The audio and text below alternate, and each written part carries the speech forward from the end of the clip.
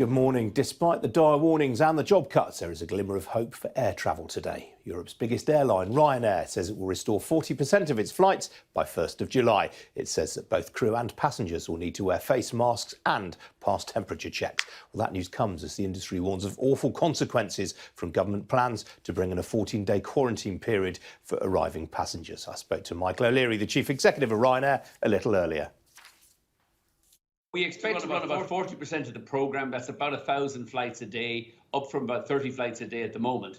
But we think those flights will probably be between 50 to 60% booked, lower than our normal load factor. But it's important we get the business back moving again and offer people a holiday before the schools restart in September.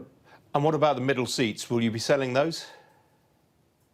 We'll be selling those. I mean, they're a vital part, particularly families travelling need to sit together. People with young children need to sit together. I think, we've released a 2.5-minute video this morning on improved health measures. We are requiring people and also our passengers and our own people to wear face masks.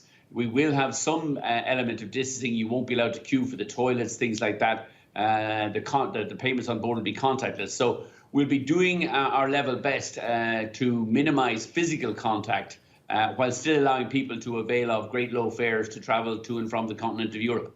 And you're reopening in most of your 80 European bases. Any notable exceptions? No, not at this point in time. What we're trying to do, we won't have very high frequencies on like the major trunk routes, the Dublin, the Dublin Londons, London, Italy, London, Spain. What we're trying to do is to get almost every route restarted, but with a reduced frequency.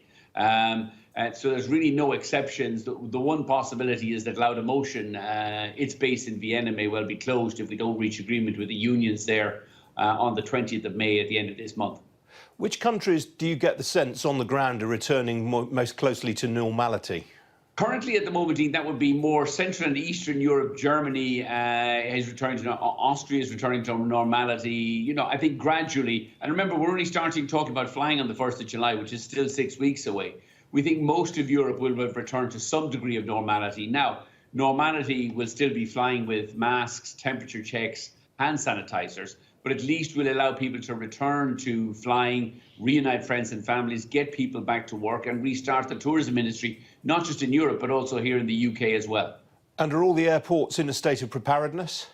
They're increasingly, yes. We're working with all of them. The airports will be operating temperature checks. People who have a temperature of over 38 degrees will be asked to return home and self-isolate. And I think it's that combination of temperature checks and masks that will give us a high degree of confidence, as they already have proven successful in Asia, that people can fly freely without passing on the COVID-19.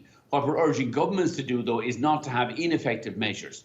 Things like the 2-week isolation in the UK, which has no science base to it at all, particularly when you decide at midnight you're going to exempt the French. And there's no argument for allowing people to travel to the UK. If you come from countries outside France, you have to isolate for 2 weeks. But if you come from France, somehow you're fine, despite the fact that the French has one of the EU countries with the highest rate of COVID-19 incidences. Yes, this 14-day quarantine period in the UK, presumably you're anticipating that's going to hit demand to and from the UK?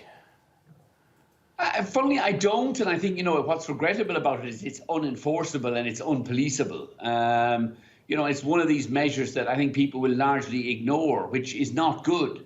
I think what the UK government should have done was to start with effective measures, and that is face and temperature controls on arriving passengers, not ineffective measures like 2-week lockdowns, which most people will ignore anyway. So you don't anticipate demand from UK passengers being noticeably weaker in this relaunch? We don't think so. I mean, I think what we're really anticipating here is lots of UK families will want to go to Spain, to Portugal, to Italy for a 2-week break. They'll be coming back to the UK well before 2 weeks before the schools return in September. I think they will be able to observe the lockdown, 2-week isolation period, despite the fact that a 2-week isolation period is going to be completely ineffective anyway, and is not science-based because you're exempting the French. And this reopening plan that you've announced today, is that going to have any bearing on the job losses that you've announced recently? No, I mean, unfortunately, we've flown effectively nobody during the months of April, May and June. We would hope to carry about 50% of our planned passengers through July, August, September. That still means we're operating at about 25% of total capacity through the peak 6 months of our year. We started negotiations with our unions in the UK, the pilots and cabin crew unions. Regrettably, we're going to lose about 3,000 jobs. That's the minimum figure.